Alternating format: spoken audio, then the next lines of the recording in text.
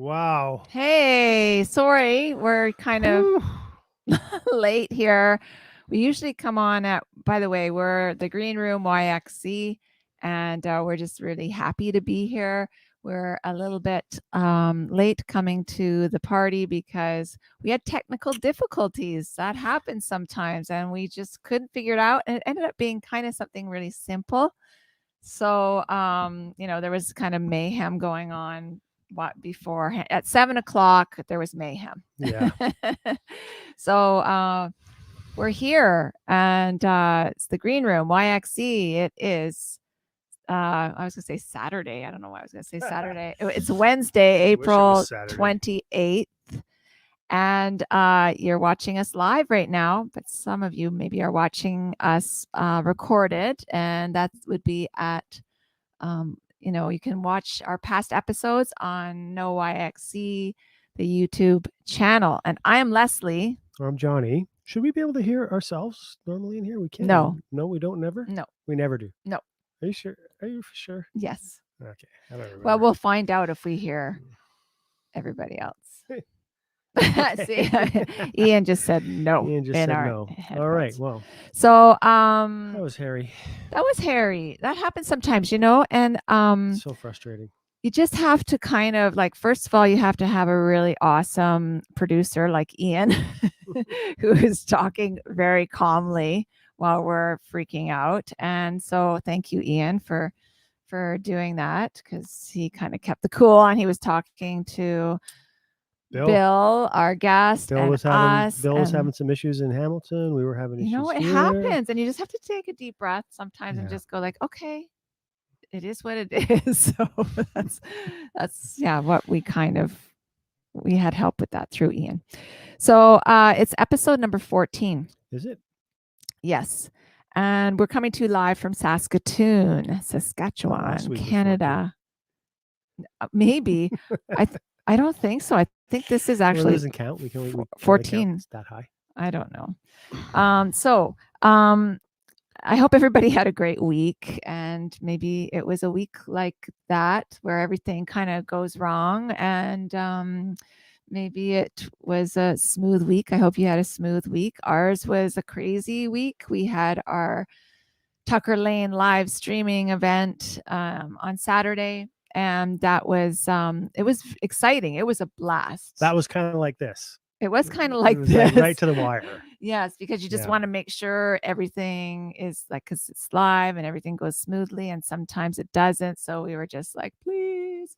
And but everything ended up being great, and it was I just found it very I'm trying to think of the word. It was just a blast, just seeing people from just a blast. I'm just gonna make it very simple. Yeah. Seeing people from all over, North America, chime in and stuff. It was awesome. So, and we raised some money for a good cause. So we'll let you know what that ends up being. Yeah, for the Unison Benevolent Fund. So yeah. So let's just go on and talk a little bit about some music news. The Oscars. I guess the Oscars were on Sunday. I didn't even know they were on. And did you know they were even going to be on, or you didn't hear anything? Not until they were on. Oh, but you knew when they were on Sunday? It was on our AOL. Really? I did not even tune into that. And I would have liked to have kind of watched them, because I enjoyed watching the Grammys, and I kind of would have liked to but I don't know of any movie. There was no movies, I think, that came out. I don't know. There were some movies that came out. Yeah, there was, but not a lot. Yeah. And I know, and I feel like, some of them were apparently took away all of the Oscars. And I feel like, well, yeah, because there was no other movies. Right. But maybe that movie was awesome. Good year to put out a movie, maybe. Yeah.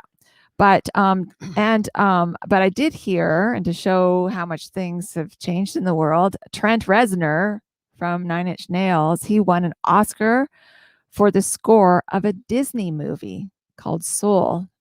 Wow. Trent Reznor in Disney. Walt Disney. So that was kind of bizarre.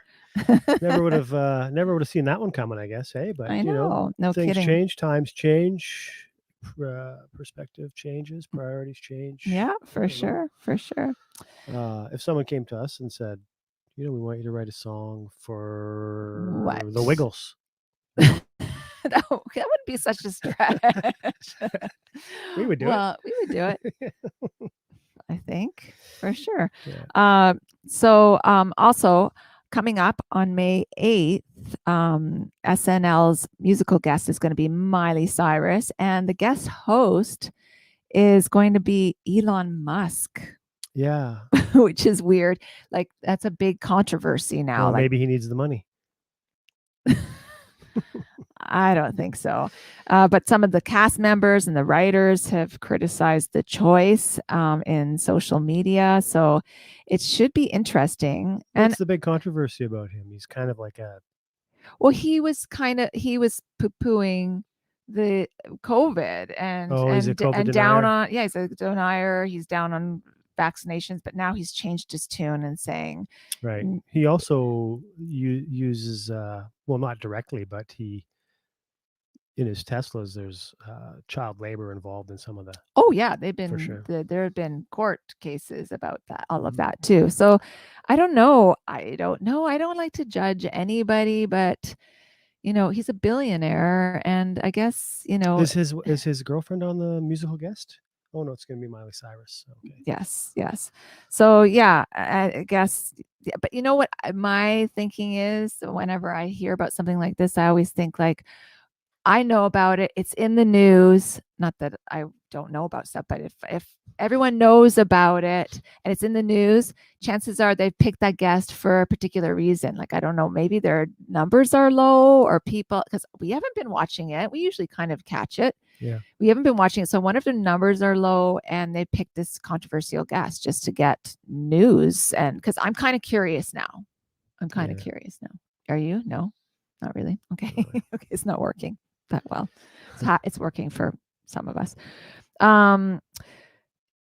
Positive news is band 660, who we've talked about before, is playing to huge crowds in a tour in New Zealand. And we mentioned that before. They're doing like big concerts there.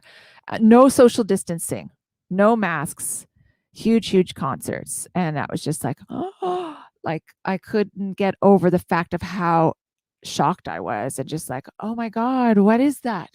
What is that thing where all these people are jammed together having a good time, really?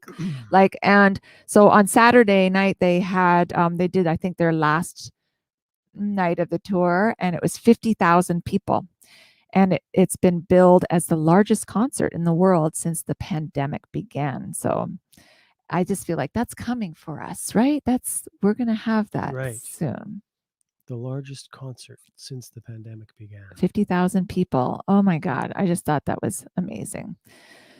So also Ronnie Wood's other things in the news is what?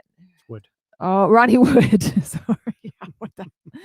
Ronnie Wood fought off cancer again for the second time. He did this during the lockdown. He's been hanging around with Keith. Maybe some of that rubbed off on him. That magic dust. Yeah. He admitted he'd smoked 25 to 30 cigarettes a day for 50 years. Wow. And he said that they went, your lungs now are like you'd never smoked. And he said, how is that for a get out of jail free card? Pretty decent. No kidding. Oh my goodness gracious. Well, let's hope they do some more music and touring. I know. They will. Of course they will. And festivals, just wanted to talk a little bit about festivals that have been canceled so far. In Ontario, the Blues Fest has been moved to July 2022. It says in the news article, this has allowed them to book Rage Against the Machine as their headlining act. I guess maybe they couldn't get them for this year, but they can get them for next year. Anyhow, BC's Shambhala Music Festival and Vancouver Folk Music Festival have been postponed till next year. And here we go again. Yeah, I know. Alberta's Edmonton Folk Music Festival was canceled in early April, but organizers are thinking it will return in 2022. The Calgary Folk Music Festival. A lot of pressure on 2022. Yeah, no kidding. 2022 is like, oh my gosh. Calgary Folk Music Festival are looking for ways to make it safe this year, so they might not cancel. And but Manitoba's Winnipeg Folk Festival has been canceled, but they might do a small scale live music thing starting August 13th. And Saskatchewan's Country Thunder Music Festival in Craven will be canceled for a second time in a row. Wow. Yeah, they are planning for July 2022. Yeah, so that's that, which is kind of, it's not great. It's not great news.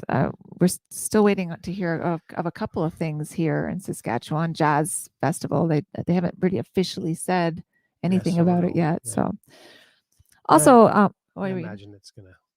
You don't think it's gonna happen? But they have a lot of outdoor shows. So maybe you talked about were outdoor. Yeah, true. We'll see. Apparently there's a good music documentary on Apple TV. It's called 1971, the year that music changed everything. We love our music documentaries. So we watch every single one of them. This one explores the peak year for rock and R&B.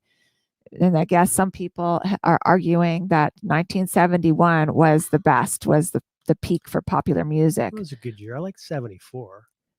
There's a lot of great years, of course. 79. Yeah. It's an 8-episode documentary series dedicated to using archival footage and vintage and fresh interviews to explore why rock and roll and R&B reached a maximum vitality during those crazy times. There was a ton of masterpieces that came out that year, like, Who's Next and What's Going On, Marvin Gaye. So Marvin Gaye's no doubt a classic, and so is Who's Next, but there may be some debate about the Who, I bet. Yeah, maybe. I love that record. Mm-hmm. Yeah. Oh, yeah. Yeah, so I want to check that out, that's for sure. Anything else in the news is a little tiny bug and the climate crisis are changing how guitars are made. This is kind of weird. We'll see, I guess. But swamp ash, for guitar players out there probably know all this stuff, is a wood prized by guitar makers and musicians for its lightweight and resonant sound. But flooding and tiny bugs threaten the wood and the sound that is synonymous with rock music. So Fender is phasing out the ash wood after 70 years of use, and ash trees could soon disappear altogether. Ash trees? Wow. Mm-hmm. They're going to be extinct. Well, this is what they say. How can a tree go extinct? Well, it says like flooding, climate change flooding, and these bugs are. These trees anywhere else? I don't know. Maybe not. I don't know. I think you need to do your research. All I know is I like a maple neck with a rosewood fretboard. It never even occurred to me what the body was. Apparently Jimmy Page recorded Stairway to Heaven on a 1959 Fender Telecaster, and the body of it was made out of ash wood. But if you see pictures of George Harrison and Keith Richards, they have Telecasters that are made out of rosewood. Yeah, but rosewood is endangered too. It's a resonant. I just hope they don't start making them guitars out of plastic or something. Wouldn't that be great if it was like the next best wood was like Saskatchewan pine or Saskatchewan spruce or why? Maybe they can make them out of hemp. Maybe. Other little things very quickly is this day. They're going to charge a premium price for the ash guitars, right? That's right. They're going to charge a premium price for the ash guitars. Wonder about all of this. Is ash really? Should we invest in ash guitars? More guitars? So quickly, this day in music history, 1973, Pink Floyd's The Dark Side of the Moon hits #1 on Billboard album chart. 1970. I was in the chart for like forever, a long time. That's right. Never went away. 1978, the movie FM. It was a great movie. We love that movie about a radio station with a motley crew of DJs. Debuts in theaters in 1978. Yeah, it had Tom Petty in it too, right? I can't think it remember. did. I don't know why I can't remember. Linda Ronstadt, She was awesome. Jimmy And Buffett, Waddy Rios. Wachtel was on guitar in her band and stuff. That was so amazing. Really if you good. guys could if you find it, check it out. That's FM, the movie FM. 1979, Blondie's Heart of Glass hits #1 in America. 1985, Brian Ferry releases Slave to Love. Brian Ferry, one of my faves. One of your favorite. Yeah, he's awesome. And in 1999, Tom Petty and the Heartbreakers received a star on the Hollywood Walk of Fame. In 2003, Apple launched its iTunes store. Wow. That was the year I officially started making less money. Every musician and everybody in the industry. So tonight on our show, we have an amazing guest. He's a Canadian musician who is currently a songwriter and multi-instrumentalist for the psychedelic pop band, The Foreign Films. And he has a new single out that is doing awesome. And we're going to find out what else is going on with him. And we're just looking forward to catching up with our dear, dear friend. And we've had many. Oh, he's the best. We've had many years with him as well, touring. So Yeah. we're going to have a lot of fun here. This could be a little self-indulgent because we're going to be, we see him when we go back to Toronto, but we never have enough time. I know. We don't. Not like those 12-hour van rides that we're used to. Yeah, exactly. Knew everything about each other, every little detail. So please welcome to the Green Room YXE, Bill Majoros. Hey, how's it going? We're here. Hey, we all made it. We all made it. I was just playing some pinball back here. So. Right on. My hair's a little longer than the photograph you just showed. I know. I see that. I like that. And I like the beard and everything and the hair. Oh, there you go. Clean shaven young boy. Yeah. Yeah, no kidding. World really pinball player now. Yeah. Right on. Great to see you guys. I love you guys. You guys are the best. Oh, love you too. So many fond memories. How many cities did we play together across a million, right? Like, what city didn't we play, Yeah. What state didn't we eat at the IHOP? Had our favorites. Cracker Barrel. Cracker Barrel. Oh, beautiful. Yeah. No, so many great shows. And honestly, like some of the stories, you just couldn't make it up. It's classic. And no, I just love. I mean this sincerely. Some of the best times of my life playing with you guys. Just from little tiny clubs to big huge shows with who we play? Goo Goo Dolls, of course, and Alanis Morissette, and no kidding. amazing. Yeah. And all sorts of strange little places in between. And I can say for the both of us, and we reciprocate that feeling because when you were in our band, it was one of the favorite times we've ever had. Oh, it was. So, it was so much fun. Yeah. So well, I think. Thanks. Oh man, I've continued to love all the different incarnations of what you guys have done. The new band too, Tucker Lane. I love it. Absolutely great. So you guys have continued to make quality music. I'm a huge fan. I love it. But I do think we had a really good little unit there for a couple years or whatever, and. How long was it actually? Because Laura brought you in, right? Were you in Altogether Morris? Was that your guys' band? Were you? I was, yes. Yeah. So you were in Altogether Morris with Laura. No, she was never actually in. Oh, okay. In the band. She might have done like a guitar or like maybe a bit of studio stuff at some point. Right. But I knew her from that time period. And we were friends from the Hamilton scene. So going back to that time period, we started recording at Grant Avenue. And that's where I met Dave Rave, because you guys just had Dave on the show. Dave was from on Teenage Head. Yeah. And you know, what a lovely guy, Dave. He's one of my Oh best my friends in God. the world. Yeah, he's amazing. He's great. We just you know, during COVID, we've you know, he's calling me up all the time, and like he's such a music an aficionado, and you know, he'll just randomly call me up at any time of the day with really cool music facts about, oh, did you hear McCartney did this with you know, he was talking to Dustin Hoffman, and Oh my you know, gosh, I love love it. Dave so much.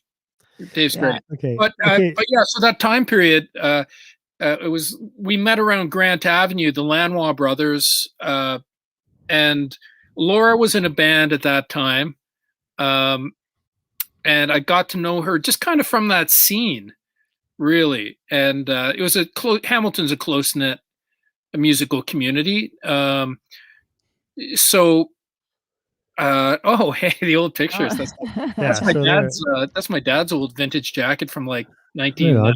1953 or something like that. Oh, Oh. that's cool. That's a Bob Muscle photo, and Oh our yeah, good Bob. Bob out of Buffalo took a bunch of photos of us over the years. And there's just for people who are wondering what the hell's going on. Yeah, sorry, folks. This is like it's It's reminiscing deep in the deep yeah, down the rabbit hole. yeah. Bill and Laura were from Hamilton, and when Universal Honey's first album, Magic Basement, came out, we hit the road and we got Laura and Bill in the band, and a lot of fun ensued. And what is one of your most vivid memories of that era in your musical career? Um, let's see. Um, this is for family viewing. Of course. Yeah, well, you just can't swear. That's all. No. I mean, we're a good bunch of kids. I mean, different things come to mind. I recall. Well, I recall right now. I'm just thinking about playing at Shays in Buffalo, that incredible opera house. Yeah. You know, which was that what a show that was. We got to play some great places. Yeah. I mean, I'd seen people like Neil Young there before in the past, and you know, it was an honor to play with you guys and to play such an amazing, some of these great classic, I guess mostly American. I mean, we did Canadian shows, of course, but we did a lot of playing in America. So I remember some of those venues. Like Where, Stone Pony. oh yeah, the Stone Pony, yeah. Yeah. Springsteen's, you know, kind of claimed, you know, kind of made that place famous in Asbury Park. Yeah. Prince's Club, First Avenue, right? Yeah. And, Is that Fifth Avenue entrance, or yeah, I think they're the same. Like the big room is First Avenue, and then the side room is Fifth Street entrance or something like that. Yeah, actually, as a matter of fact, on that gig, I remember the Tragically Hip were playing next door at the stadium at the Target Center, and some of the guys came over from that, and yeah, it was just a fun night. What a great show that was. Actually, I remember on that show, I went to get some pizza, and the sound guy was really nice. He was this big, super cool guy who did sound for like Michael Jackson and Prince, and you know, so I'm nerding out behind the board, looking at all this amazing equipment, and I'm like, "Hey, man, do you want a piece of pizza? I'm going for some pizza." And so I wandered down the street, came back, did some record shopping, and I don't know the city at all. And you know, so I bring back and I put down the bag of pizza, and I'm like, "Oh man, I'd already I was eating mine." And you know, he said, and this is one of the differences between Canada and the States. I mean, we had some great experiences in America. I loved playing there, but there can be some dangerous areas. And he saw where I got the pizza from. He's like, "What are you doing going down there? You're lucky you came back alive with my piece of pepperoni pizza." It's true. How many times you hear that, right? Yeah, you can turn down the wrong block. Yeah. Don't go the other way. And yeah, for sure. It's so different. Yeah. Absolutely. Yeah. I remember one club we played, and I went. There was nothing in the town, maybe Harrisburg or something like that. Mm. And the one shop had everything from Halloween costumes, fireworks, weapons, Yeah. Guns. Yeah, guns and costumes. Oh yeah, wait. There was a gun store next to the costume store next to the booze store. Yeah, they were all sort of in that one, you know. Strip mall. Yeah, it was everything Yeah, you could so possibly have to carry all on my a heist. shopping needs were taken care of. Yeah. Exactly. Yeah. Okay. All right. Yeah. Oh, that's funny. Well, we've absolutely just fallen in love with your your music. So we want to talk a bit about some of the excruciating details of your youth in Hamilton that we never probably, when you hang with someone, you don't start talking about, well, what grade did you start playing guitar in? You just know you as a guitar player or a drummer. That's But true. I see there's some early pictures of you with guitar. So was that like your first instrument? I played them. Oh yeah, Planet Just of the tell us Apes you. in the Planet of the Apes in the background and Bugs Bunny.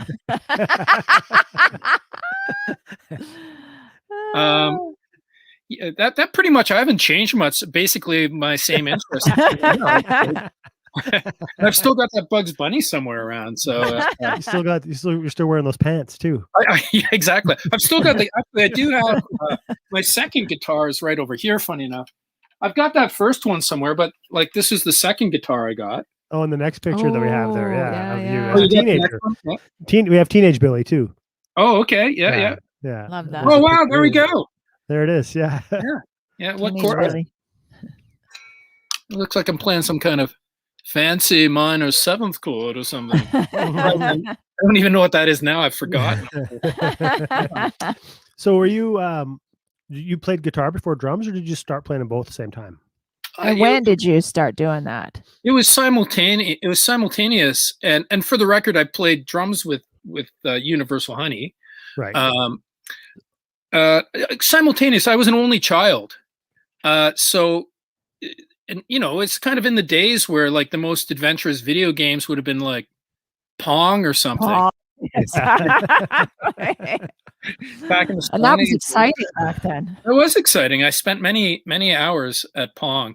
And this pinball machine, I mean, I've had that since I was a little kid. So, I entertained myself basically with, fell in love with music at a young age. I think I started watching the Monkees when I was a little kid coming home from school. I thought, what a cool thing to do, ride around in dune buggies, hang out on the beach, play music, girls dancing around and everyone having fun, it's like, and then, my mom took me to a record store. I was going to buy a Monkees record. And then, I remember this quite clearly, the cool woman working behind the behind the counter at Sam, the record man, kind of a Canadian institution for record stores.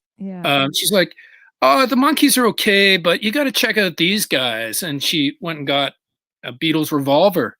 And clearly I'm easily influenced because I'm like, okay. And try so, the brown acid. Yeah. Yeah, exactly. So, yeah. And then I just fell in love with it so much, and in town here, you'd hear, like there was a radio station called CKOC, which is kind of cool because like I remember hearing like your band back in the days, the Pursuit of Happiness and Teenage Head, Dave Rave's band, and actually the guy who played a little keyboards on my newest album that's coming out, Rob Pruce from the Spoons. Right. Yeah. And so it's kind of cool. Like when I was growing up, I heard a lot of these bands, and radio was great back then because it wasn't so.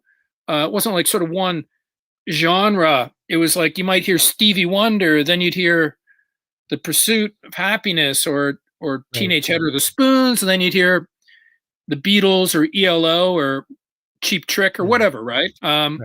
So like around that time, I just immersed myself in playing drums and guitar. So it's pretty simultaneously.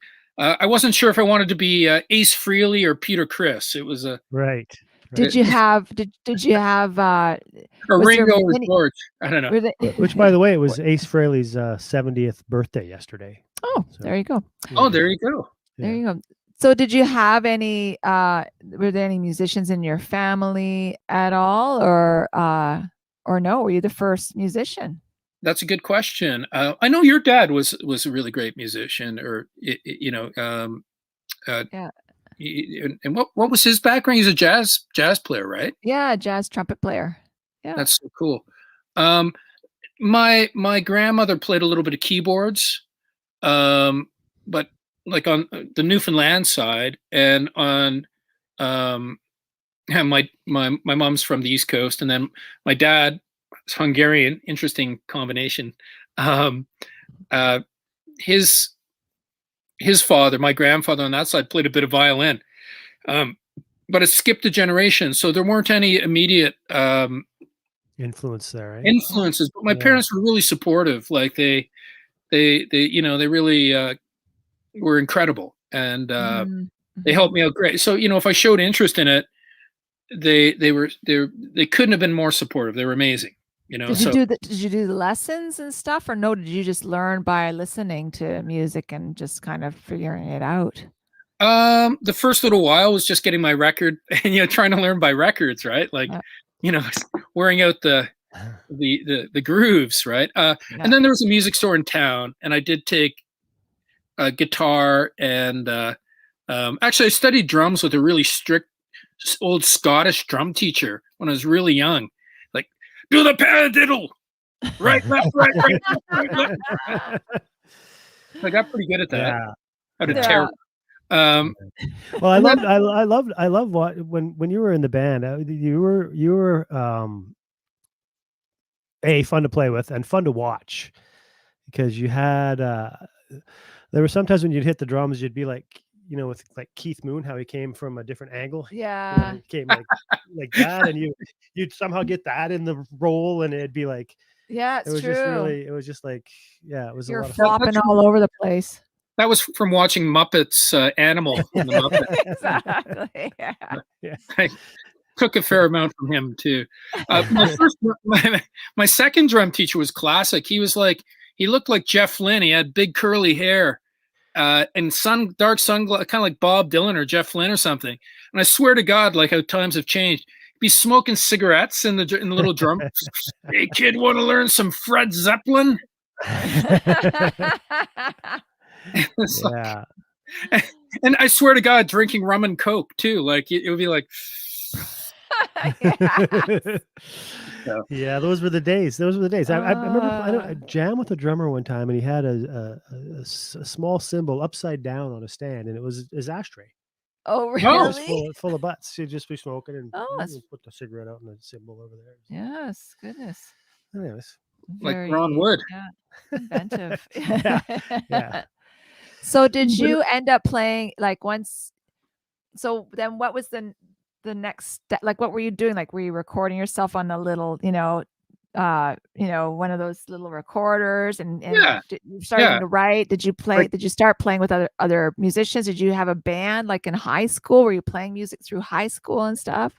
Yeah, I did. I had the little Fostex and a Tascam, like tape machines, and it's funny. My connection to, I mentioned Rob Pruce is a great keyboard player who played on a couple tracks on my new album. It was in a band called The Spoons, kind of an early new wave, kind of dream pop, new wave, electro pop band.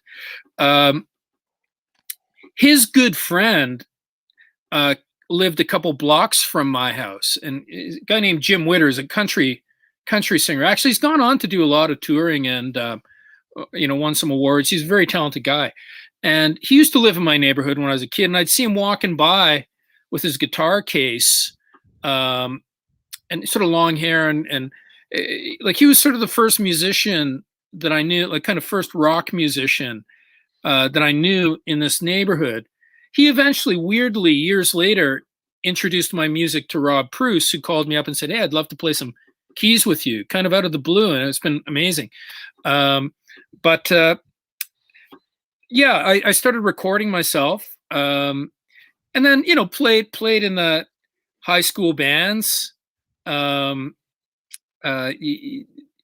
up, had a lot of fun with that. And actually, one of the very first bands, the high school band I played with, we kind of got lucky and got a really good manager, a guy named Rob Ott, who went on to be really successful in the music business. And then after that, Jake Gold, who managed the Tragically Hip, we just kind of lucked into these, like, we stumbled into like good management and agents. And so kind of right out of high school, I was on the road playing in, like, primarily cover band, but it got me like just playing the campus circuit. And then shortly after that, got more into writing, and the band Altogether Morris was sort of the first original band I played in. And, we kind of that eventual, starting from the little, you asked about the recording, I guess, and it's like 4-track messing around, trying to write little songs. And eventually the first real studio I went into was Grant Avenue here in Hamilton, where they did, for those who may have heard of it or not, like Dan Lanois and Bob started it. And, they worked with everyone from U2 to Peter Gabriel, on and on. And so it was I got to say, there was some, a pretty cool, some cool serendipity to kind of stumble into all that stuff. While we're here, let's just, send our condolences for Bob Lanois and his friend. Yeah, I was just thinking about that as I said that. Yeah, so that's sad news. That is sad news. Beautiful guy. I love that guy, and he was a real, innovator, just, him, you mentioned Brian Ferry earlier. Those guys had worked with Brian Eno. That was kind of how Grant Avenue really took off. And Bob told me a great story about how they landed the gig with Brian Eno, and who, again, I guess he'd probably come off of working with Bowie and, some Talking Heads and all. And Eno called them up because he was looking for a place outside of Toronto. And, this predates the internet. So they knew kind of who he was, but it only dawned on them after a while, like, just, wow, this guy's like a, kind of a creative genius legend. And Bob told me a story how they didn't have the whole studio. They got it ship shape, got all cleaned up, looking great. But the one thing they didn't have fixed up, there was a note on the piano that was like, it was not working properly. So, of course, the first thing Eno does is come in, and he goes, "Oh, great, have you got a grand piano? Excellent." And the first thing he does is he goes and sits down at the piano and starts playing. And it's like, like Schroeder hitting the bad note. Yeah. And then he's like, "This sounds brilliant. Let's record it." Some delays, some echoes on that. And that's the best thing about the studio. Yeah, those happy accidents in the studio are the best. Eh? Exactly. Were you? We did some sessions at Grant Avenue. You were in on those, right? Was that? Yes. Yeah, we did. Yeah, we did like a bunch of like kind of more or less live off, like kind of demos. Yeah, pretty much. Yeah, them were demos. Yeah. Yeah. But I thought they sounded pretty good. I'd love to hear those. I did. Yeah. Yeah. I got them. I can find them and send them to you, I think. I'd love to hear that. Yeah. Yeah. Also, so is there any truth to that Grant Avenue is haunted? That third floor up there or something like that? The top floor? I've heard that rumor too. I've heard that rumor. And we went up there and turned out the lights and stood there to see if we could feel anything, but nothing happened. Yeah, no, I've heard that rumor. I wouldn't go up there. Are you kidding me? The Hamilton. That's where the Hamilton Lopper lives. Exactly. Yeah. It was a great studio, and the Lanois brothers were remarkable. Or Dan's still doing great stuff. Remarkable guys, and a great place to get a start. And then like around shortly after that time, I got a call from you guys, and Yeah, I'm wondering, like, why did you end up Loved playing loved with us? Because you had lots going on. Yeah, and because like Laura and Billy drove from Hamilton to come to practice. Yeah, to come to practice. I know. Remember at And we our practiced a spring lot, garden right? home. Yep. I think that's what makes a band good is practice. Yeah, we You know. practiced a lot. You were probably cursing us many times I'm driving cursing it. right now. No, it was wonderful. Like, actually, what I really learned from playing with you guys, to be honest, like, well, first of all, you guys are just beautiful people, but the that was a really tight band. Like, it was a well-oiled machine, you know. And I feel like that you know, some of the bands I'd played in previously were you know, certainly I really enjoyed Altogether Morris was a fun band. It was a very kind of I don't know how to describe what it was like. It was something. It was kind of it was a pretty a lot of random ideas. I don't know who to compare. Maybe like a modern, like this was before Arcade Fire, but maybe something like meets Velvet Underground, like kind of, but it was a very loosey goosey band. It was fun to play in, but you know, it was very hit and miss. Like we'd have great nights because there was a lot of improvising going on. So you could hit great heights sometimes, but other times it would be harder to, you know, you could get thrown. That was a great learning experience in a different way. Like, you know, I love all the people in that band. It was a wildly creative band. But I thought you guys really had some great, you know, some really focused, tight, well-oiled machine, creative. It was firing on all cylinders at that time. I thought it had great songs. You know, your bass playing, Johnny, was great playing with you. It kind of helped me, you know, try to lock in as a drummer and really, you know, and Les, you were what an incredible front person, you know, just every night you guys gave it all. And that was every night. Like, I thought you guys gave 100%. I thought it was a, you know, Next time, really great combination. I love playing with you. It was an awesome time. It was. And next time we're ever feeling down or blue, let's just get Billy to come on the show again. Exactly. And that's what I love about whenever we get together is we just, you know, we start out talking and the conversation goes wherever. And it's, we never have enough time to, like we used to. Just to blab be together and sit stuff, around right? together. We need a 12-hour drive so I can ramble. Yeah. Like to drive from Cleveland to Buffalo in that snowstorm. Yeah. And you were drinking NyQuil. Oh, because you were sick. Right. No, I was drinking that for fun. Yeah, he was fine. He didn't. Yeah. He wasn't. No, sick. that was a very hallucinatory. It was very I know. scary hallucinations. That was not. I've never seen snowflakes. That we were right at the bottom of that would be Lake Erie, right? Yeah. And it's like it's the lake effect. The snowflakes were the size of license plates. No, they were the size of like doilies. Yeah, they were. Yeah, they were. I thought they were doilies. I was tripping out on NyQuil.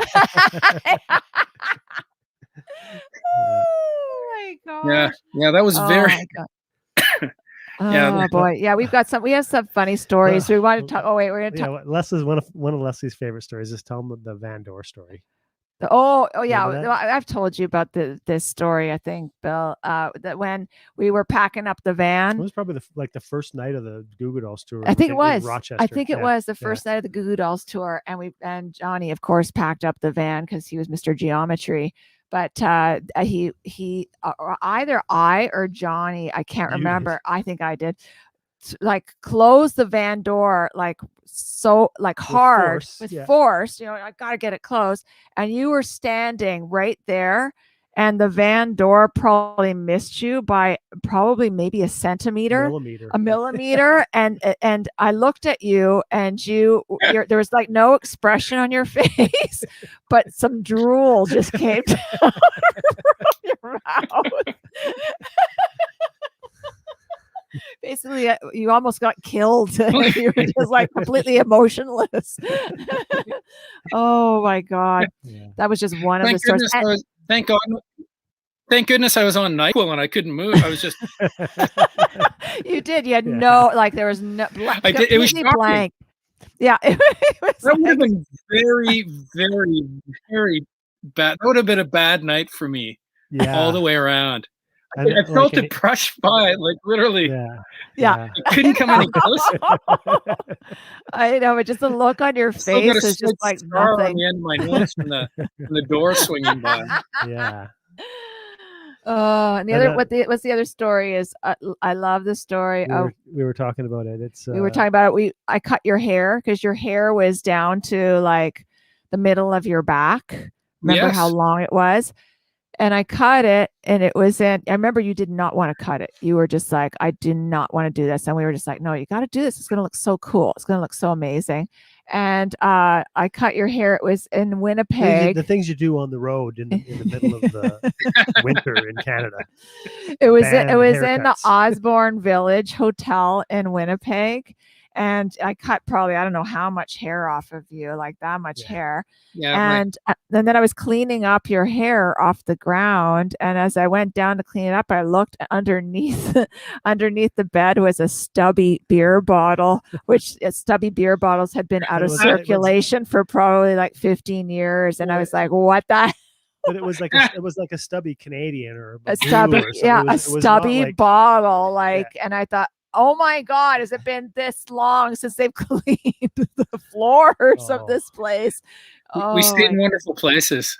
Yeah. Oh, no kidding. Remember that place sorry, go ahead. Okay, the place in Victoria at Harpo's Band House? I do, yes. That was just like weird. That was a weird place. They never locked the doors. The doors were never locked unless you were in it. And you could lock it if you were in it. But we'd come back after the gig, and Leslie would be like, "Okay, go in and check and make sure there's nobody in the house." I think it was in Victoria. I don't know if I ever told you guys this story, but we'd had a really late night, and I went out in the morning just for a coffee, and like all these places start looking exactly the same to you. This is a true story. And like I went out, I was looking for the band house. I was drinking coffee. I was half asleep. So I just wander into the house. And I'm sitting there drinking coffee. And then I look over and I'm seeing shoes. I'm like, I don't recognize these shoes. Like we had Converse and different. And I'm like, and then I see this woman sort of walk from the bedroom into the washroom, like, holy crap, I'm in someone else's house. I accidentally just walked. Oh my gosh. It's bad getting to someone else's car, never mind. Someone else's house. Apparently her house didn't lock either. Oh my gosh. Yeah. I don't think she noticed me. I hope she didn't. Right. Well, no, for some reason, I don't know why. Maybe you trimmed my hair in. I feel like we were down south somewhere where I cut my hair even short, or you cut my hair. Yeah, we were playing. It was getting. Yeah, okay. It was really hot. We were playing in outside of New Orleans or Florida or Ybor City or somewhere like that. You know. Yeah. I remember this vaguely. It's true. Oh, whoa! Was that when we first heard Space Hog? We were in the Florida Panhandle right after that hurricane went through. I remember that. Yeah. Oh my God! We were like, "What was that song they just played?" And we couldn't wait to hear it again. That was radio for you, right? You'd hear something like that. Yeah, it's true. That's that Space Hog, that big song. Yeah. Anyways, but and there were trees like literally blown, snapped off, and the beach was full of debris. Yeah, the hurricane had just happened. Yeah, for sure. Yeah. It's funny. There's a little cafe in Ybor City, which that area used to be Cuban cigar warehouses, right? Like where we played, and they turned it into like a entertainment district, I guess, right? And everyone had kind of gone their own way, and I went into a little Mexican restaurant, and I was sitting there, and I think everyone in I'm generalizing, but oftentimes when you're playing in America, people think that Canada, we all kind of know each other because it's so small. And you know what I mean? This is perception a little bit that it's like, oh, you all know each other. You're all in Canada, and I'm saying this lovingly to any Americans that are listening because we had so many good times and so many beautiful American friends, of course. But this guy said to me, he comes up, he takes my order, and he's like, I got a friend up in Canada. You might know him. Yeah. I'm like, maybe. It's pretty, it's kind of it's a pretty big country. That's nice, and he comes back, he brings my taco and goes, it's from some place called Ontario. I'm like, oh, yeah, I'm in Ontario. It was city called Hamilton. I'm like, I'm in Hamilton. Yeah, warmer. warmer. He owns a record store called Dr. Disc. Oh, wow. His name's Mark. I'm like, I totally know him. What are the chances, right? Who's the silly one? Yeah. Those are the stories that you just can't make up, right? Yeah, I guess Mark used to vacation down in Florida, and they were childhood friends or something. And, okay. But yeah, lots of good times playing all over the place. I can't tell you how much I enjoyed it. Yeah. Yeah. Okay. Well, I think we're gonna do a sponsor. We have a sponsor for this come back, show. talk about more stuff. And then we want to come back and we want to talk about your life without us. Yes. What you did with Flux AD and now with the foreign films. Okay. So okay. Yeah, absolutely. We're gonna do this. So sit tight. We'll be right back. Okay. All right. We're gonna give a shout out to our sponsor, Fieldfox Gardens and Cookery. It's a food preparation and delivery service in Saskatoon. They are 100% gluten-free and organic and only use quality ingredients found close to home. Fieldfox has just launched beef lasagna in 2 sizes. They are proud to partner with Saskatchewan beef producers in this carefully prepared classic meal that is delivered frozen for your convenience. In the coming days and weeks, the menu will grow to include more choices of frozen prepared meats and meals to suit every lifestyle.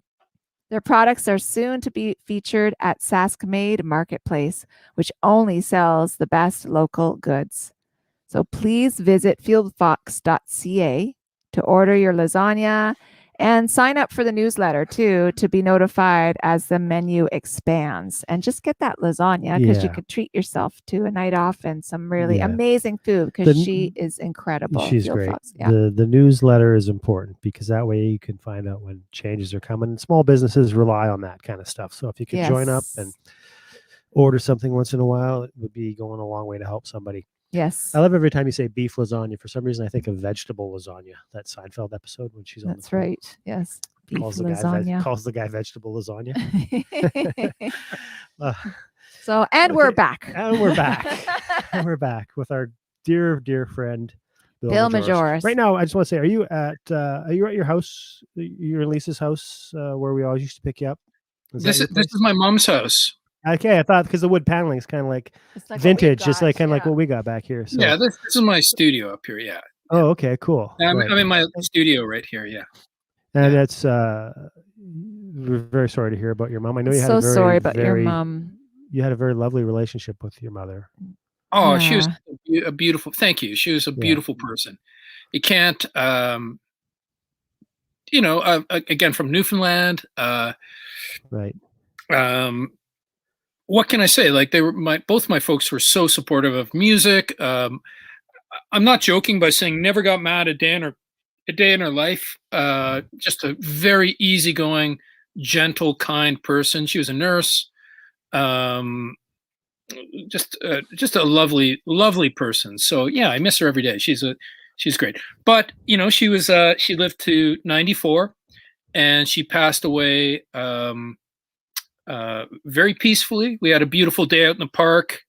We sang songs. We looked at photographs. Talked about old times. It was last spring, and she went to sleep and passed away. And so thank you. Wow. Yeah. It was nice that COVID or anything, it didn't. I feel so awful for anyone who's out there affected by that. Right. In my case, I'm thankful that my mom, she wasn't affected by that. It was just at the beginning of that. Well, you could be with her, which is Yeah. amazing, right? So you could spend time with her and yeah. Yeah, So yeah. no, you can feel just you can feel so much love just coming from you and your mom. And you just speaking of your mom, even it really is a beautiful thing. I'm going to write some of this down. Oh, it's so nice.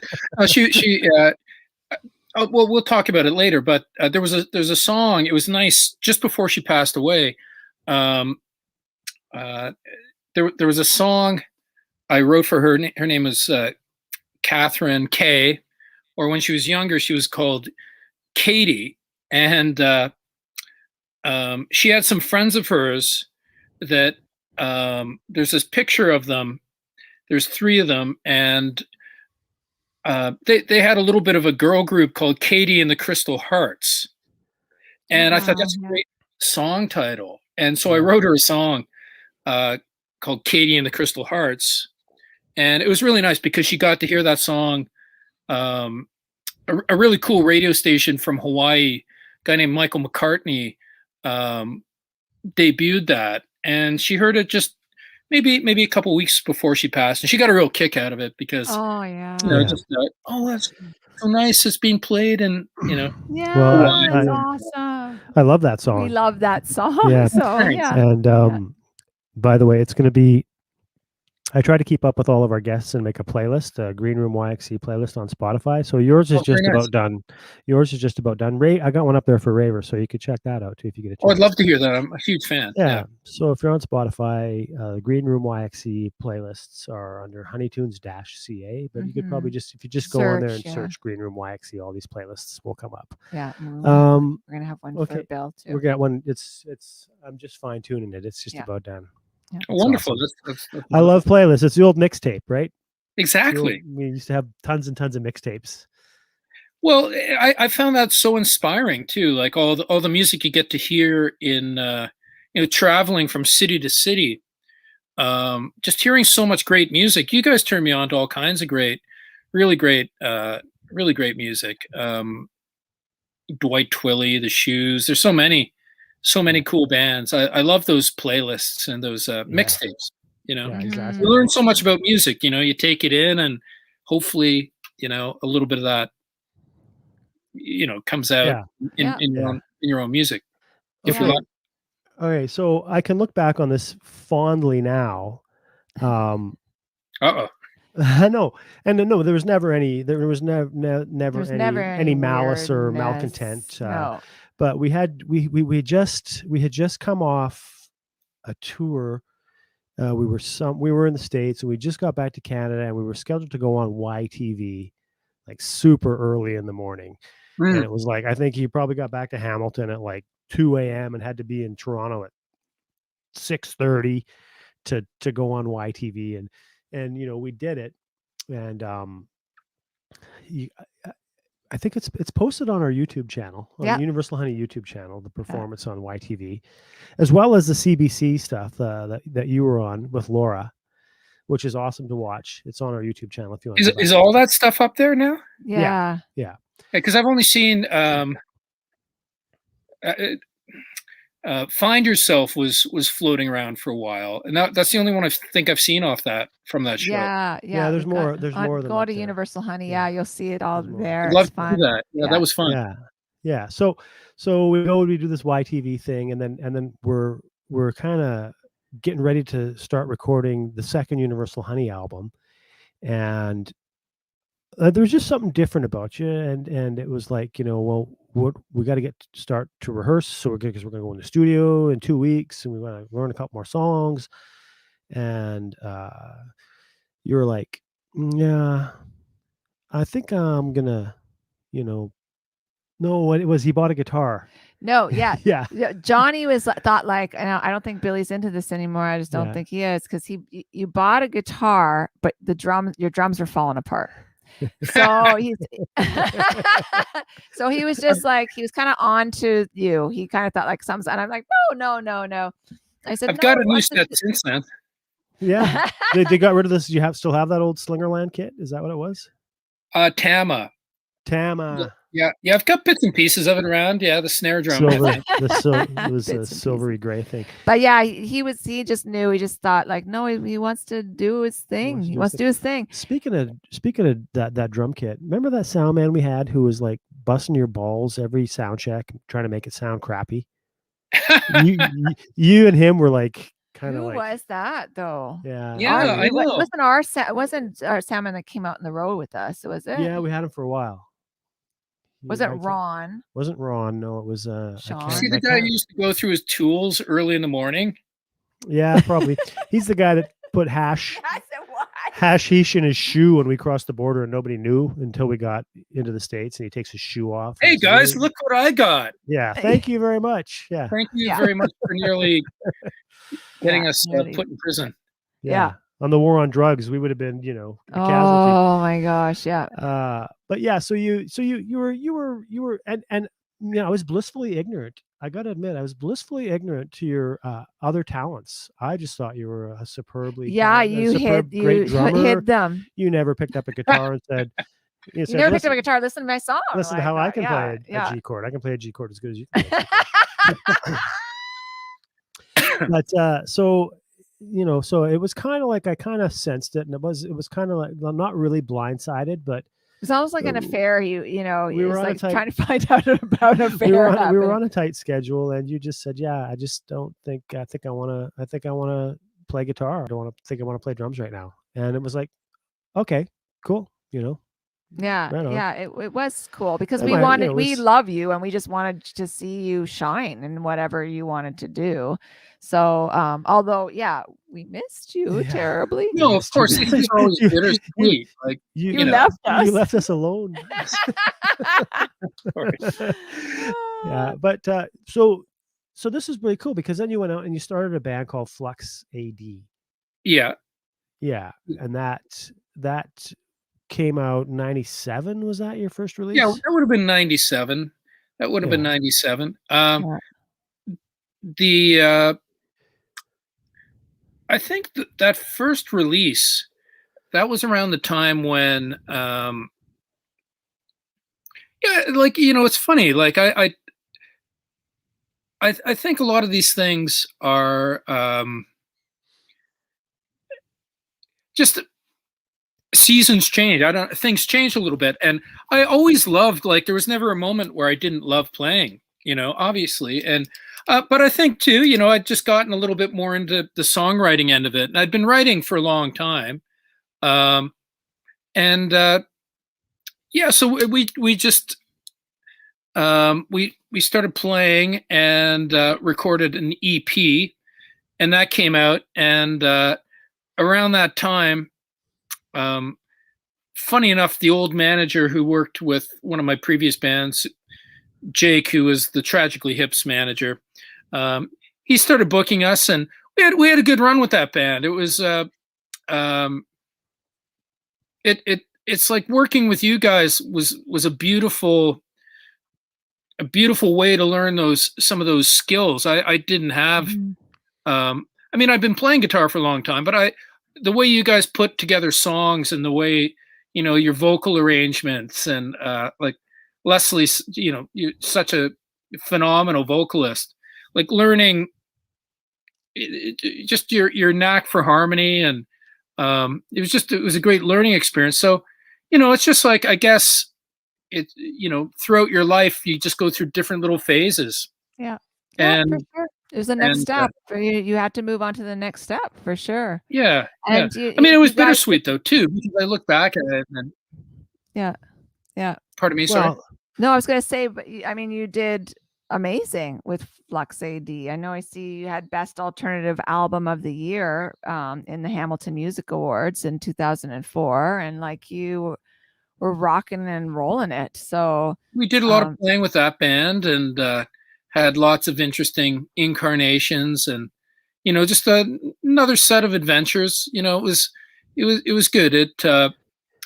It helped me learn a little bit more about production too, I think, and you pick up little bits along the way. Like I know, I was always, I'd hear you guys talk about like back in the Pursuit of Happiness days, working with like legendary Todd Rundgren and people like that. And, hearing little stories. And I think that was one of the things that was kind of fun about Flux. It was called Flux originally, then Flux AD because of a name issue with another band. But it really helped me learn more about production. It was sort of right around the time where people started to get home systems put together. So a great adventure, and lovely people. And but that again, just sort of like similar, like to what happened with, the transition from Universal Honey to Flux. It's hard to keep a band sort of at that almost famous level. It's like you're playing bigger venues, but it's hard to pay the rent, and it's hard to make that next leap up. And that's so true. There in back then there was a real step up from playing the club size venues to the next venue where you could really support yourself. Yeah, it's true. Playing those kind of rooms, right? So it was just that you got to that one point, and if you couldn't get up to the next one, it's when it was like, it's just to sustain yourself. Yeah, to sustain yourself gets a little hard.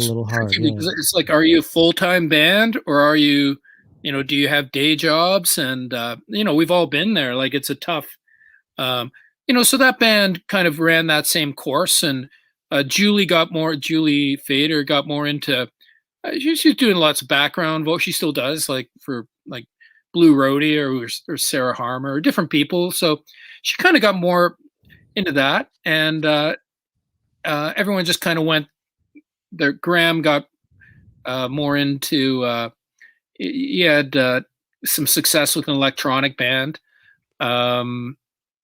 Which one was that?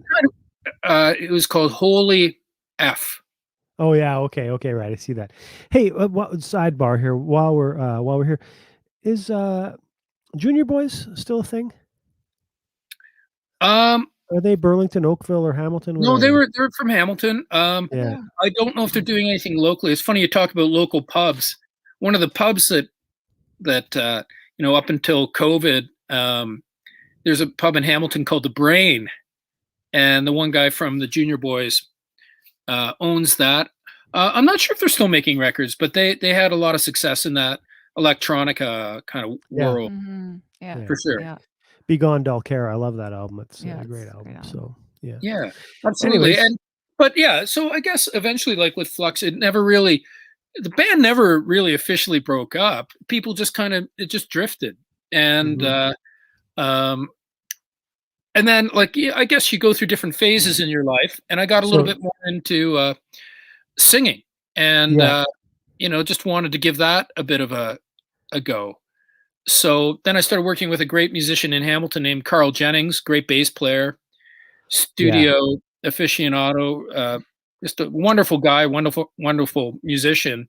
I got to say that is one of the things to me, aside from everything else, but Carl's bass playing, the sounds and the grooves, it's just for me, being a bass player, it's just I really enjoy listening to him play, and the production element of it too is really awesome. So that's so nice. I'll pass that along. What you mean? He's not watching? What the hell? Well, he may be. Hey, Carl, if you're out there, I love you. You're great.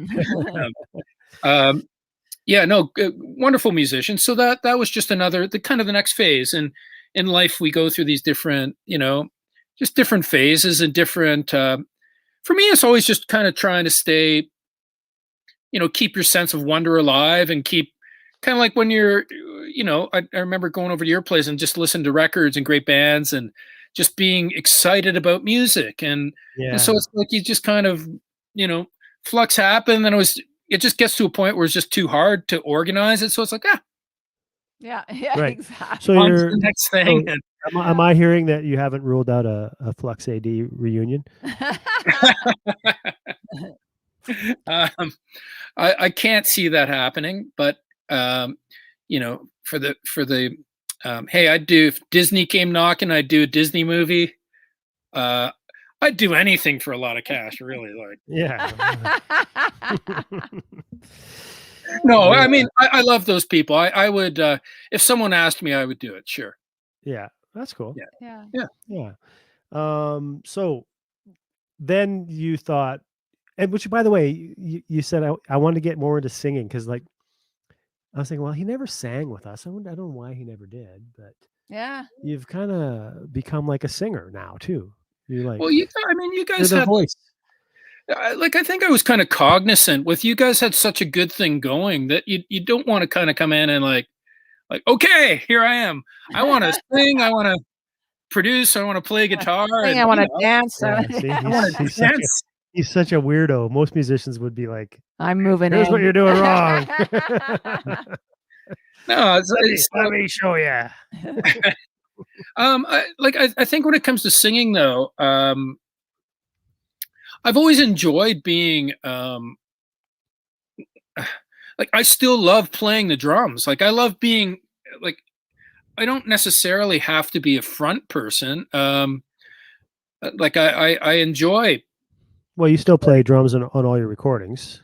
I do, and Yeah. like even like for a little while, I was playing with some friends doing a Bowie tribute band. I was playing drums, and it was great. Like it was fun. I told Les that. Yeah, he played that's drums cool. on Oh, Bowie it was too, great. Like just to sit back and learn all those tunes, and loved it. It was a great like. Plus, you're learning about all those great songs. You know, it's a great songwriting lesson. But yeah, and like I mean, I guess the thing about being a little bit self-contained, which has been good during this era, is that I've been able to keep making records because, you know, I'll lay down the drum groove and like Carl and I'll, you know, it's still working with Carl, but I don't have to bring in a lot of people to do it. So I've been able to, you know, kind of safely still make records.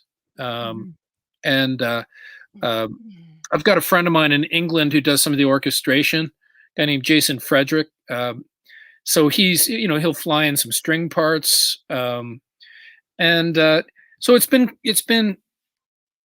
a good experience to be kind of well, you were talking. I mentioned Todd Rundgren, like he played all the instruments on his records, right? And his early records. So you know, I got to be a little self-indulgent, but at the same time, I really do count on you know, bouncing ideas off of Carl because he's such a, you know, he'll come up with a bass line that'll really take the song in a certain direction. So I still love collaboration. Yeah, that's but awesome.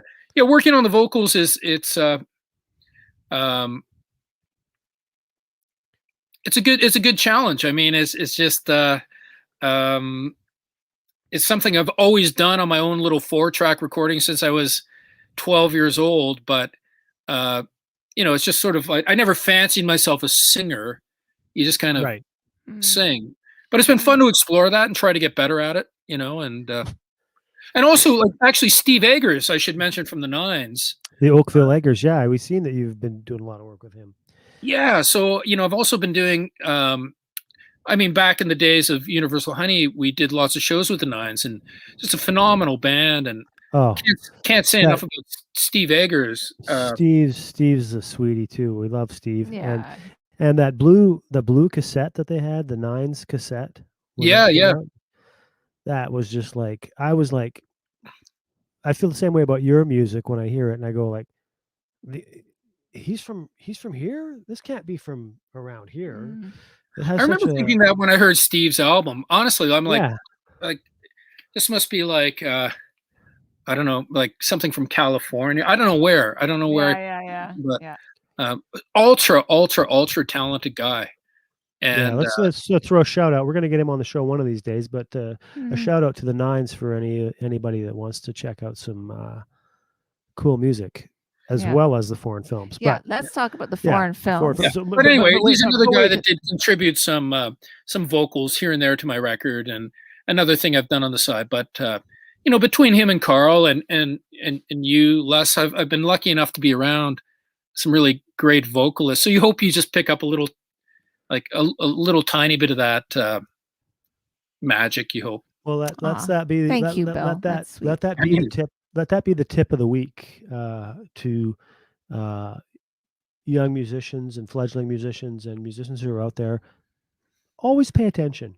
Mm-hmm. If Yeah. someone's doing something for you or around you, pay attention, because Yeah. there's going to come a time when that might come in handy in your career down the road. Yeah, That's true. absolutely. Yeah, That's true. So Yep. You can always learn, right? Like it's always. I'm seeing Yeah. behind you there. I see your poster, but on the one on the other side of you there, is that Steve Stanley? Right at the back here. Yeah.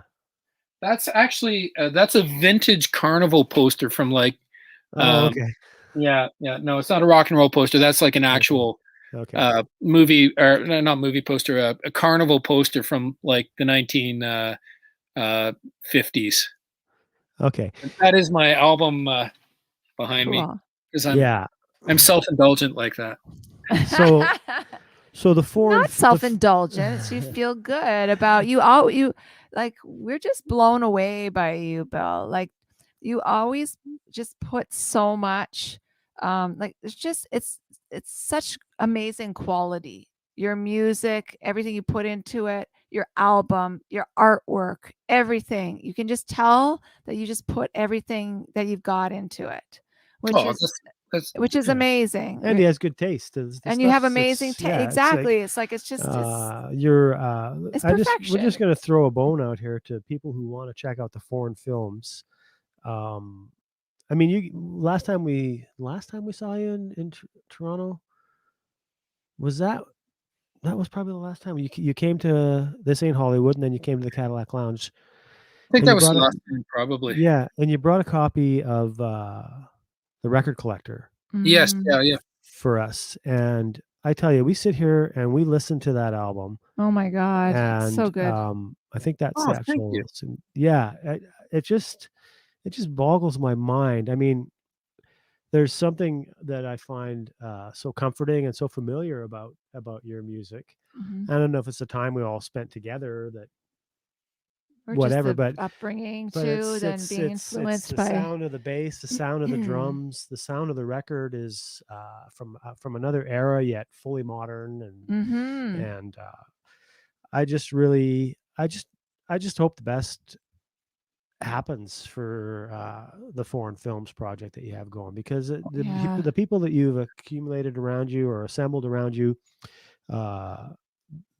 they help elevate it, with the artwork and the playing and the musicians. Yeah, everything down to every little.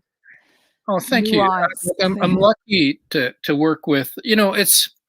I was a big fan of artwork growing up, and I'm sure you guys were too, and just records. And some of the artists that I've worked with have helped me elevate it. Woman I'm working with now, Christy Ryder, is just absolutely amazing, and she's done the last couple album covers. There's an artist from Japan named Madoko, and was that Distant Star? Was that Distant Star? Because there was Japanese writing on that cover, right? Yes, and like.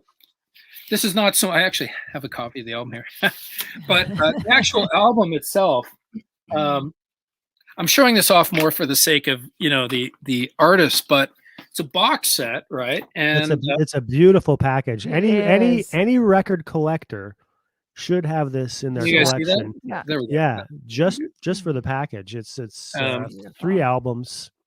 Yeah. That's my first record player, actually. There. Oh, wow. Oh wow. Yeah. And like some of the artwork, you can see like sort of the custom. Where we are, really beautiful custom. It is custom work. It's gorgeous. Is this your only vinyl release? It is as of now. There's another one. Yeah, so it's got lots of like all in one package, right? Like it's a box set basically. Because I went into a record store here to try and order Ocean Moon, and they couldn't find it on vinyl. So not available yet, unfortunately. Okay. I'm hoping the new one, Ocean Moon. The new album's called Starlight Symphony. It's kind of Starlight Serenade. It's a kind of a part 2 to the album. But yeah, I definitely want those to come out on vinyl. I'm hoping.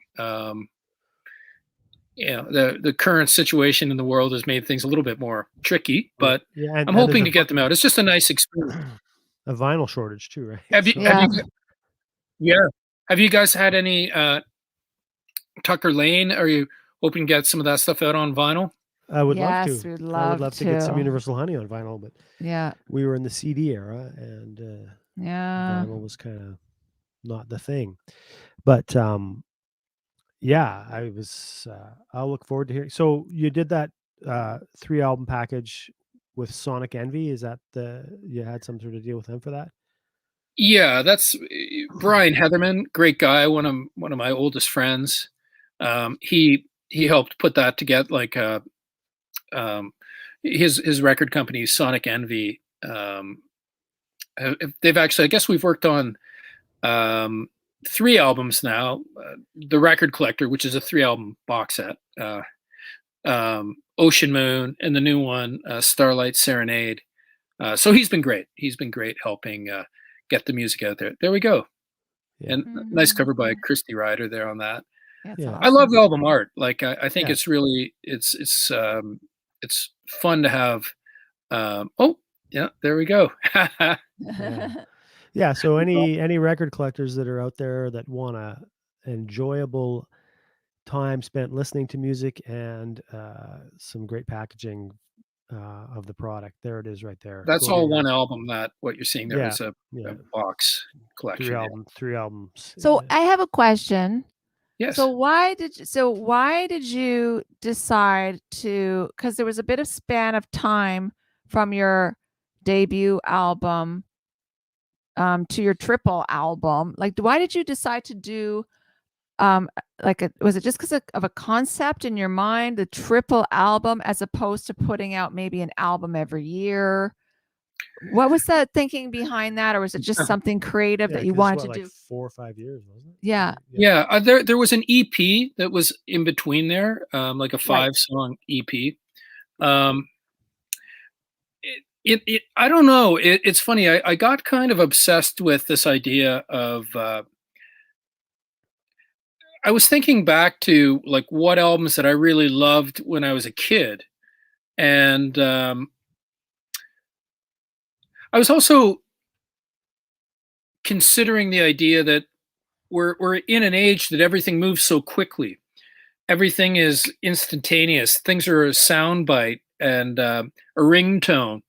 And I used to personally love when I was a kid, like really going deep into albums. And I always liked double albums. I liked or triple. I loved George Harrison's "All Things Must Pass." Mm-hmm. I loved the White Album. I loved some of some of the Zeppelin albums. Exile on Main Street. Physical Graffiti, I guess, would be one of all those albums. I loved those albums where you could just sit and really get lost in those records. And so I started to I had a bunch of songs, and then I kind of realized that there was a bit of a connection between them. So what I did do is I released one side at a time online, and then kind of collected it all up. And in a true progressive rock fashion, there was a little story, a little novella that was written to accompany that. It's kind of like a pardon me, like a loose concept album. Myself and a friend of mine named Bob Rich from California wrote a story called Emily Blue and the Star on the Moon. It's kind of a kid's Alice in Wonderland through the looking glass, Yellow Submarine kind of young adult story, kid story. And I loosely put together the songs based on this novella that we wrote, which I'd like to get that published at some point. You can find it on the website. But I was also interested in albums like you mentioned The Who earlier. Like I loved Tommy and I loved Quadrophenia. And I had this kind of quacky idea that I thought, oh, it'd be cool, like kind of a rock opera, you know? And Are you a mod? Are you a mod or a rocker? I'm a mod. I always thought he was a mod. I'm more of a mod. Yeah. Yeah. I'm more if push comes to shove. Yeah. Yeah. Okay. I know we've been going long here, and I hope people don't mind because it's a very Yeah, sorry, everybody. it, Yeah, it Turn it feels good. It feels so good just to talk to you and to share our friendship with people who may want to know more about you, because I certainly hope that your music reaches them. Tell us about Andy Partridge. Did you work with him through the Nines, or was that? Well, to be honest, I got to say, again, another Todd Rundgren connection with, working with XTC. But I got to say, in that case, that's more my work with Steve Eggers and the Andy Partridge. I mean, Andy Partridge is just an incredible story. So I gotta say, Steve Eggers did the actual collaboration, Okay. when it came to that. So that's more Steve Eggers' department on that. But just as a close friend, I was so excited to see Steve collaborate, directly with Andy. And I think they wrote certainly one song together, and maybe a couple. But yeah, so that's more Steve's department than Okay. I. Yeah. All right. Well, I just was curious about that. So thanks Yeah, for that's Steve. It's a great song. yeah. Forgive me, Steve, if you hear that. I'm forgetting the name of the song. It's wonderful. It's a wonderful, wonderful tune. Maybe you can put it on a playlist or something at some point. Yeah. But it's got a great XTC sound to it for sure. Cool. As does Steve. You can hear it. It's As Steve's stuff goes. But to intimate continue stuff. your thought, Les, real quick, like after the record collector, the one thing about going into lockdown and so on, it really inspired me to kind of do the opposite. I guess sometimes I tend to, when people zig, I zag sometimes. And with the record collector, I wanted to do a really in-depth album with lots of songs and lots of, if someone wants to, if they choose to put in the time, hopefully it's a nice little musical universe to explore. After that, with Ocean Moon and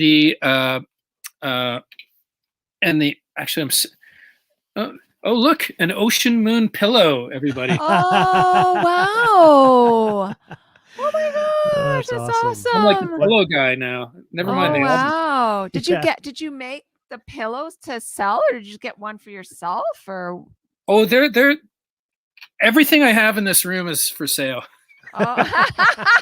I want that shirt. No. Oh, nice. No, that's a nice one. Yeah. Oh my goodness. Shirt, yeah, for sure, man. Anything.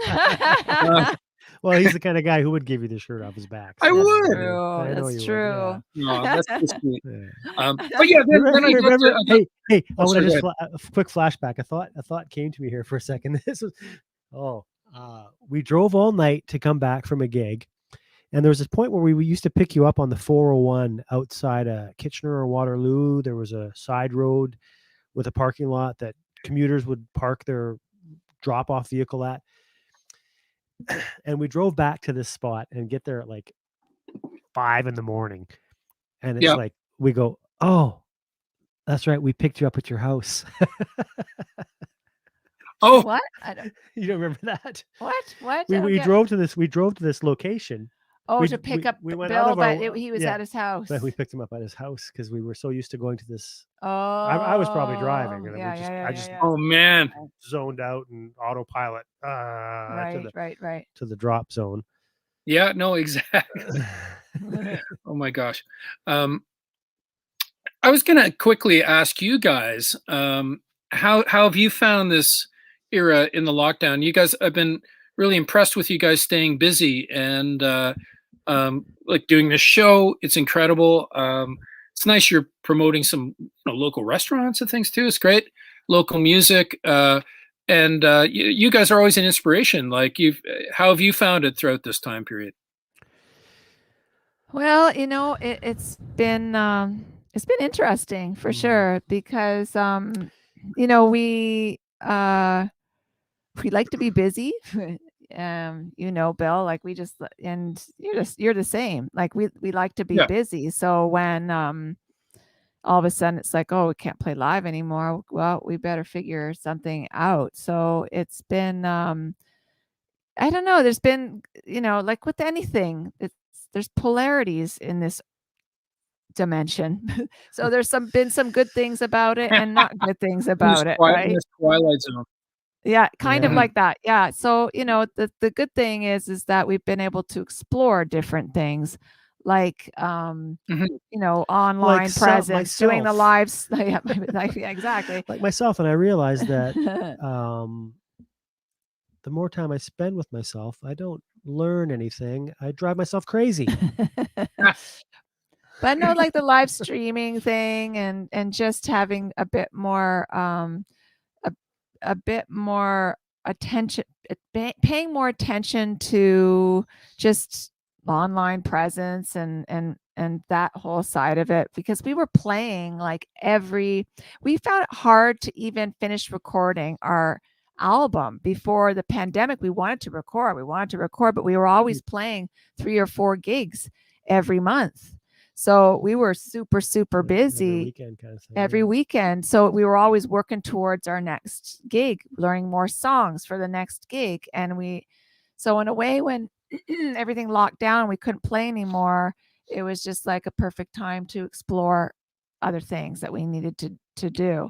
So in that way, it's been good. Having said that, though, we now know it's crucial for bands to play live, to build momentum, to have people hear your music, to direct people to your music.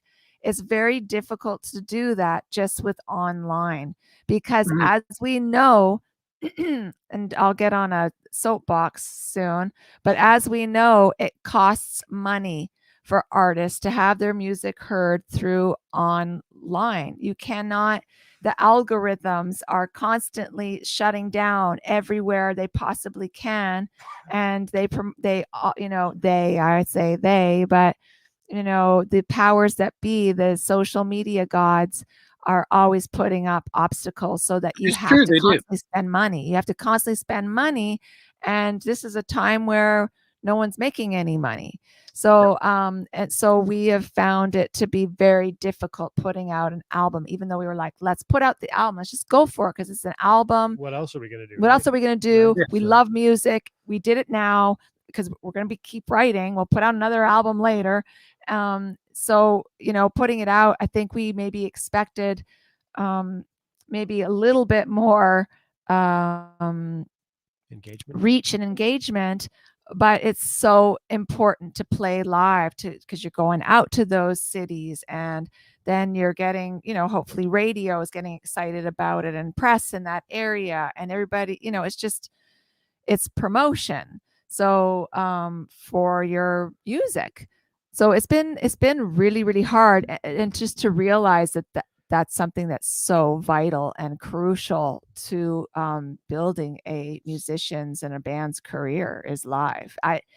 Other than that, having like, what have you got? Like you end up coming up with some brilliant viral idea and having your video go viral. Like, other than that, like, you're just constantly hammering and spending money to try to get past that wall, that algorithm wall. So I don't know, that's a bit of a, it's not easy. So, all those things have come out, and we've seen those things along the way, and just thought like, okay, you know. Well, we had a virtual hug last weekend from our online concert. It was kind of nice. It felt good. Doing the live streaming was awesome. Because it was just nice, because a lot of people, I think, of our age group too, haven't experienced a lot of online concerts. Like the only online concert we did was the Dandy Warhols. They had a live streaming concert at the end of last year, and I found it very exciting, because it was just like, oh my god, this music is live music. So it was just like, okay, it's on the screen, whatever, I don't care. I still felt a little bit of that energy.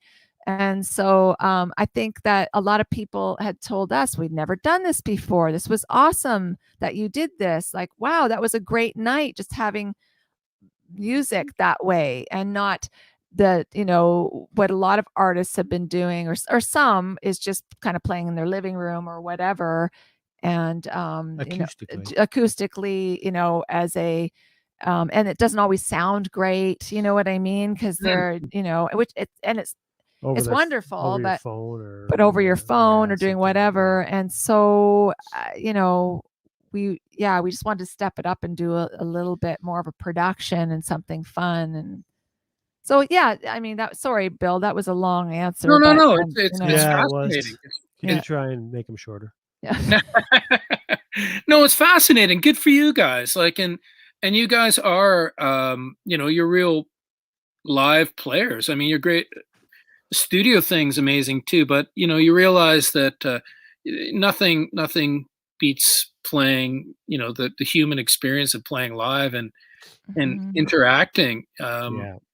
It's funny. I just before the first lockdown, I hadn't played too much in the previous couple of months before that, but um,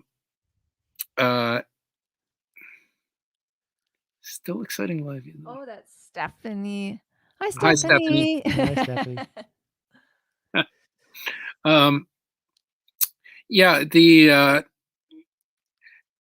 I played at a little cafe just up the street here, and you know, it feels like a decade ago now. But it's funny. It's just a small place, but it was packed. Like, and there were like, you know, 50 people. Like, it was just like, no, you know, and you just think of, like, you know, you try to make your way to get a drink or something, and it's like, you know, the sea of humanity. It's almost, it seems like a different lifetime. It's like, Yeah. wow, I know, right? Yeah.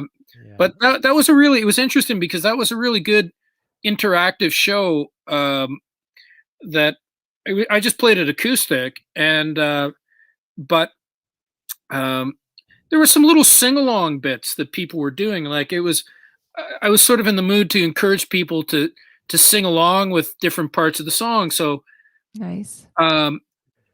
which is something I hadn't done that much before. So, but it was really quite moving that, you know, the last show I did before lockdown, there was some of the most interactive. It was one of the most interactive little shows I've ever done.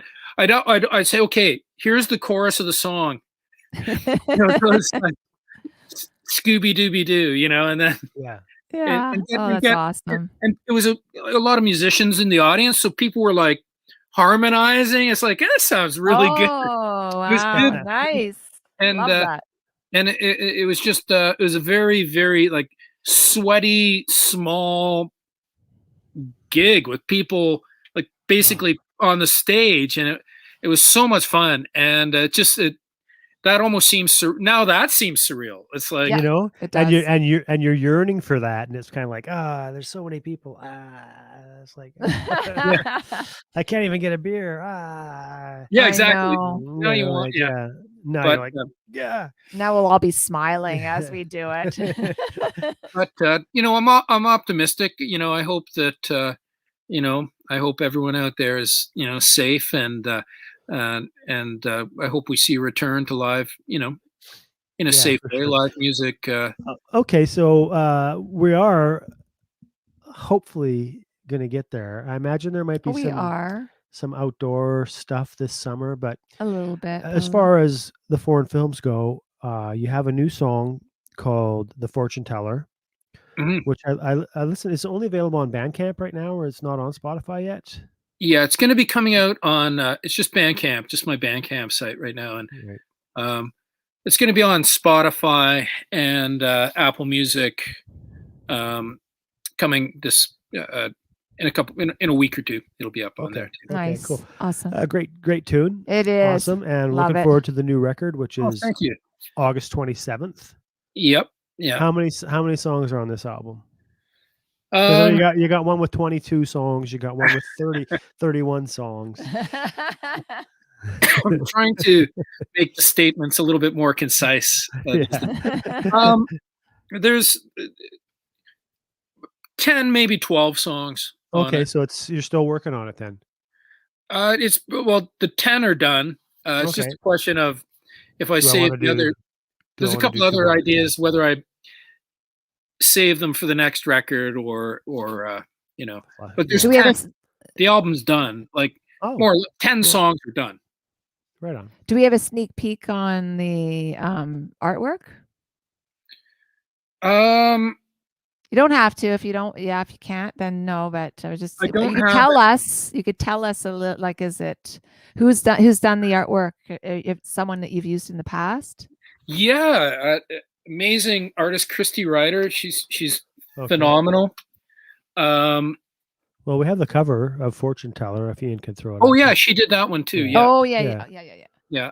Yeah. Have you got that one up there? Or So what are the other Ian's songs? Ian's probably fallen asleep. What are so- the other songs like? I'm actually, there's a portrait of me on the cover of the new one. Funny enough. So it's the first time I've appeared on an album. So Awesome. but it's you know, it's Oh no, you're on the Record Collector. Kind oh of. yes, You can this see- is yeah. true. Yeah, True. yeah. Mhm. This is true. Yeah, she did a wonderful job, and it's kind of I'm trying to kind of. It's fun to have a little bit of consistency between the stylistically harkening back to maybe 60s psychedelic pop. So Mhm. it's in Yeah. that style. So I've been really enjoying. It. I think good album art illuminates the song, and Yeah. you did a fantastic job on the Fortune Teller. And Yeah, your artwork's amazing. Yeah. We had Thank you. Christy Rudd, Propermost Prince, if anyone needs some work. Oh well, that's a thing. The album art is great, like Hypnosis and all those covers from the past. Yeah. We had a guy do, of our 7 Universal Honey albums, Antoine Moonen did 3 of them, and they're my favorites. Yeah, for for sure. sure. So, Wonderful album artwork on that. Absolutely. Yeah. Absolutely. anyways, our good friend and brother, I think we've been talking here for a while. Yeah, well, it's wonderful catching up. I hope that people enjoy the camaraderie. I feel like we've been in the van driving around. Yeah. Yeah. It's driving in a snowstorm with giant flakes of psychedelic snow. It's like a big hug talking to you, Bill. So It is. I love you guys so much, honestly. Yeah. And thanks. And I really do appreciate shows like this too. And the fact that you guys are still rocking and, kind of putting positive, it sounds, not to sound corny, but it's like, in these times, I think musicians, just to keep putting positivity out there in the world, I think it's really, really important. It's just something that shouldn't be taken for granted and should be valued. And you guys always do. It's always lots of positivity. Same with you, Bill. Thanks, Stephanie. You got to check out the foreign films, you guys. for sure. It just will make you feel amazing listening to Bill's music. Like, really. So please check. Would I be too remiss to say that for Stephanie to start with the Record Collector? I think that is a great calling card for you. And then go back to Distant Star and stuff. Yeah, true. But also I think so foreign too. films new stuff too. Oh, also, you know what, Stephanie, the foreign films playlist on the Green Room YXE will be up later tonight. So you'll be Johnny's great sampling. Johnny, you're a great curator of stuff. So I would love to hear how you kind of put things together. Well, I'll for sure let you know. But I agree that's a good entry point. There's 30, how many 32, 31 or 32 songs? 31, I think, and the 31st song is 12 minutes long, so 12 minutes and 40 seconds. So there's gotta be one good one. Maybe 2. Yeah. Thanks. It's just, I hope you like it. Yeah, no, yeah, you will, Stephanie. It's beautiful. Yeah, beautiful it's music. all It sounds so amazing. Yeah. And like you guys, you just try to put all the music you grew up with that you love, all the things that you hear, and you just try to channel it out, and hopefully, a little bit of that goodness kind of, pops into your own music, right? And it's true. Yeah, and same here. Like watching the, I know we got to wrap, but I've been doing the same. Like you watch lots of documentaries, and I've seen some great documentaries on Stax and Motown, and Nick yeah. Drake, and Big Star. I've seen every documentary. The Have you seen Stones were racing. that yeah. 4-hour Tom Petty one? Have you seen that Oh one? my I God, that haven't one's seen so that. good. I'd love to Oh see my that. God, you'll love it, So Bill. good, yeah. It's so Okay, I good. got to see that. Yeah. But you take all those things, you put it in your own music, and including all the beautiful things I learned from you guys. It's like, you just hope all that stuff comes through, and you hope people it brightens their day a little bit. Grasshopper. I have no pebbles. You've snatched them from my hand. There we go. Oh gosh. Awesome. Well, say hi to Lisa. Yeah, give our love to Lisa. It's great always seeing you. I look forward to the next time we come out to hooking up and spending some time together. And look forward to your new music. Looking forward to your new music, and keep your ear out for that playlist. It's going to be up later tonight. I'm almost done it, and it's on the Green Room YXE on Spotify. Mm-hmm. Our very beloved friend Bill Majoros, the Foreign Films. Love you guys. I love you too, buddy. Love you. Okay. Yeah. We'll talk soon, and keep on rocking. I'm loving all the stuff you guys are doing as well. Okay, thank you for the opportunity to be on the show. Appreciate it. Yeah. Hey, and by the way, thank you for introducing us to Mark Platt. I know he's working your new song, and it shows. Mark Platt's awesome. Yeah. Great. Yeah, he is amazing. Absolutely. Yeah. Cool. Good stuff. Right on. Okay, see you guys. See you soon, Bill. Okay. Oh, that was awesome. You know what I realized? My gosh. I realized one thing is we got to get a new camera. I realized that we are talking.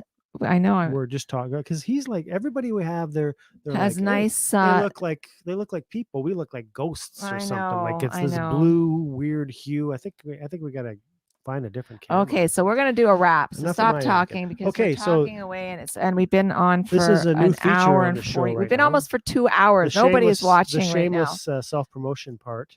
Okay, yeah, we have a new album out as well. Whatever. Okay, but here's a new thing. We actually know who our guest is next week. It's a hairdresser named Teresa who has found a cure for split ends. So tune in next week. No, just kidding. Actually, it's Pete Oldridge from The Great Fuss. Oh my goodness. It's better than split ends. So so tune in next week. We want to thank Bill Majoros for coming onto the show tonight. It was just very special, just spending time with Bill. Definitely check out the Foreign Films. Amazing music. Thank you to the sponsor, Fieldfox Gardens and Cookery. Order that beef lasagna. It's amazing. And then, please subscribe and follow No YXE on YouTube and on Facebook. And that's about it, I think. I want to promote other No YXE shows because this is a great online television TV channel. So we have YXE Sports Podcast on Mondays at 6. That's for everything sports. We have Let's Chat Tuesday at 11 a.m. for everything chatting. And Sportsline Thursday at noon. In Focus YXE is a game show that's fun Thursday at 7. And Slow TV YXE Sunday at 10 a.m. What's the game show? In Focus YXE. That's Ian's best night of the week. Is it? Yeah. It's a fun game show. Things are out of focus and you have to guess where they are. So also, if you're an artist and you have something coming up, be sure to email us at thegreenroomYXE@noYXE.com. That's kind of a mouthful. But anyway, so I hope you guys all have a great week. And we will see you in the Green Room YXE next Wednesday at 7. Keep rocking and rolling. Peace out.